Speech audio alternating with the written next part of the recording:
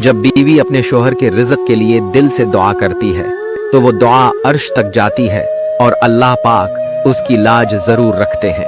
अल्लाह ताला इस बीवी की दुआ रद्द नहीं फरमाते जो शोहर की मेहनत, कामयाबी और रिज़्क में बरकत की दुआ करती है। बीवी की दुआ शोहर के लिए बासी रहमत बन जाती है और अल्लाह रिज़्क के दरवाजे खोल देते हैं। जिस घर में बीवी तहज्जुद में उठकर शोहर के रिज़्क के लिए दुआ करती है, इस घर में कभी तंगदस्ती नहीं आती।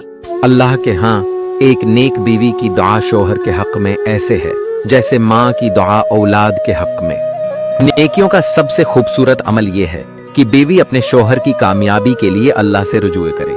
जो बीवी अपने शोहर के लिए रिज़्क हलाल, इज्जत और कामयाबी की दुआ करती है, अल्लाह उसके घर को जन्नत का नमूना बना देता है। बीवी की दुआ शोहर के लिए वो ताकत है जो खामोशी से उसकी जिंदगी के हर बंद दरवाजे को खोल देती है। नसीहत से कभी कभी असर नहीं होता, लेकिन दुआ से जरूर होता है, खास तौर पर जब बीवी शोहर के लिए दुआ करे। जब बीवी